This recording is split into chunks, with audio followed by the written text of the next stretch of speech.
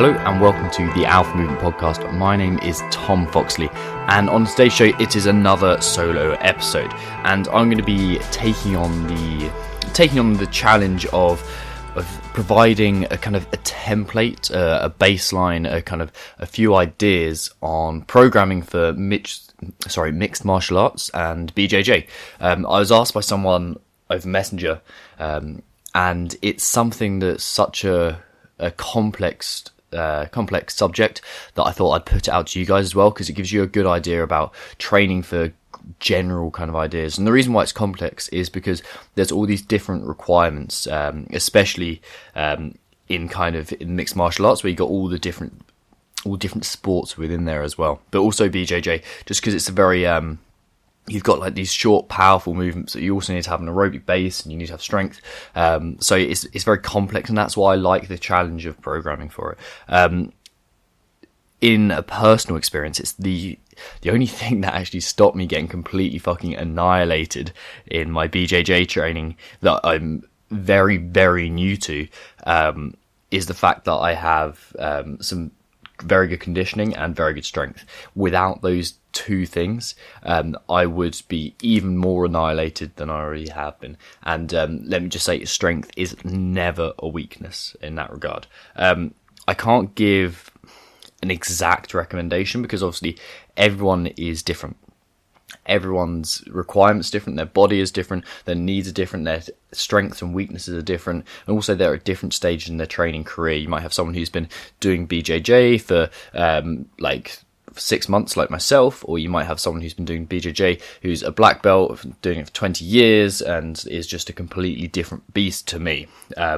And they also may have different training age in terms of strength and conditioning as well. So they may be absolutely jacked. They might have different training backgrounds. So I can't give an exact recommendation, but what I can do is give you a kind of a baseline, a vague, what's the best way of putting this?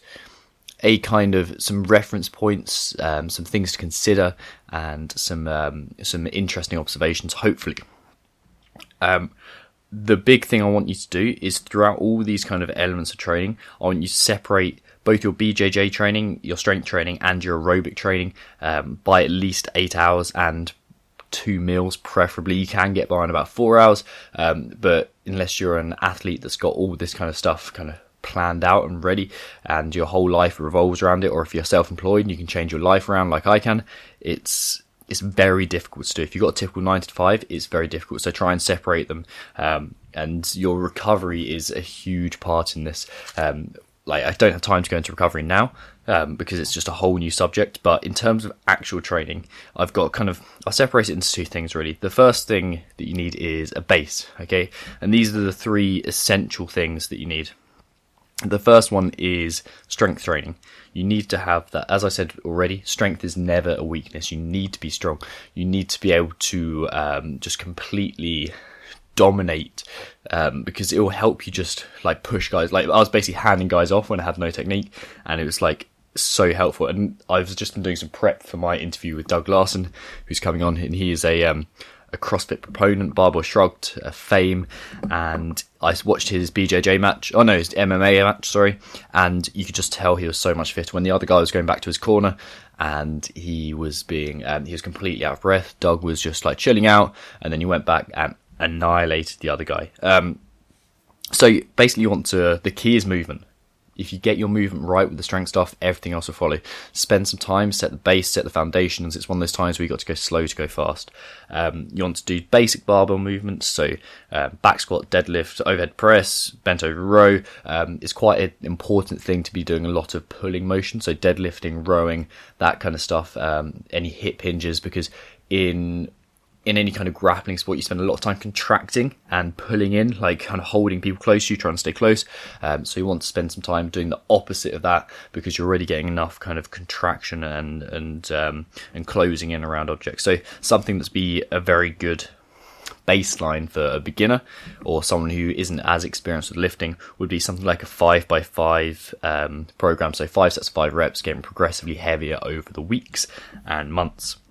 And then if you're a more advanced lifter, you want something a bit more varied, and there's just so many options you can go into. You can go into strength phases, hypertrophy phases. It's like a whole new complex subject, but 5x5 is a very good baseline for 90% of people.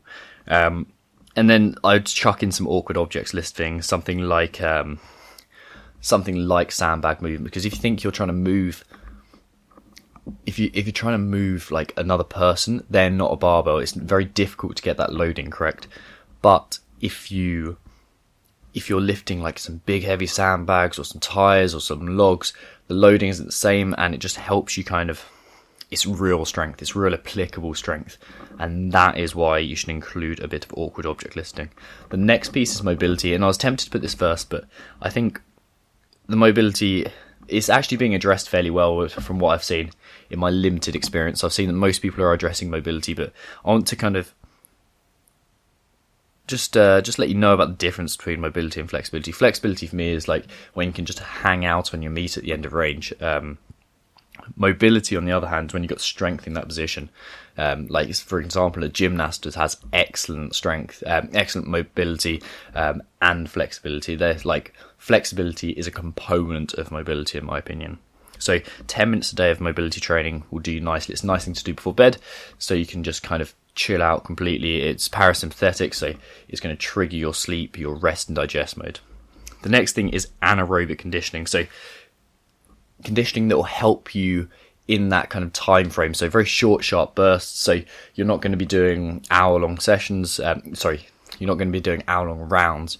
You're going to be most likely doing 5-minute rounds. So I'd use some kind of. You can use the sparring as conditioning, but the problem with that is that you're always typically going to be doing the same sort of length. So you want to work either side of that. So you can go from like 30 seconds max effort to kind of longer, slightly longer intervals. The variety is key here. So something like a CrossFit kind of program is going to really, really help you. So, and the other thing is, like, with the equipment in your conditioning, you can do anything you want. Like, the CrossFit method is really, really good for this in terms of the intensity it provides. So that's quite nice. And then the other kind of, those are the three kind of basic things. So strength, mobility, and anaerobic capacity that you guys should have. The nice to have element of that is like an aerobic session. So one long steady state cardio kind of thing. This is going to give you a much bigger base to work from. So something like, I know MMA guys are kind of keen on getting the miles in on the bike, but you can do, and that's quite good because it's very not it's non-impact. And running can kind of beat you up if you've already kind of been beaten up on the mats. And the other thing is obviously swimming, something very slow, like literally should feel embarrassingly slow, kind of 3 out of 10 in terms of effort. Very, very boring, but it is very nice to have because it will just allow you to recover that much quicker. The other thing is some gymnastic skill training, and that will help a metric fuck ton. So the reason why I said skill training is because you should look at it as a chance to improve your movement. You're already getting very good movement, but that understanding how to move your own body in, for example, a handstand position or some decent pull-ups or just like muscle-ups, is just going to allow you to get that kind of coordination a bit better and improve your game on the mats that much more. So an example kind of program for someone who's doing like 3 times a week, or who's rolling 3 times a week, is like 2 full body strength sessions, like following a 5x5 protocol, 2 to 3 anaerobic conditionings. You can tag these on the end, and you can use them as accessory work, but it's a bit tough to kind of do that, and you need a bit of knowledge outside of there. Like ideally you'd have 1 long run every 7 to 10 days, but you definitely would have 10 minutes mobility every day with a bit of conditioning in there, with a bit of gymnastic skill in there too. And that's kind of a very, very basic outline. And if you guys want, I will put together an example program, like showing probably like 4 weeks, very simple. So if you email tom@alphamovement.co, I will give you a quick kind of 4-week program just to help you guys out. Like put this headline, what should we go for? Just BJJ. So if you email tom@alphamovement.co and put the headline BJJ, myself or my assistant will sort that out for you. And if you enjoyed the show, please head over to iTunes, subscribe, leave a 5-star review, and all that good stuff. And I'll see you soon for another episode of the Alpha Moon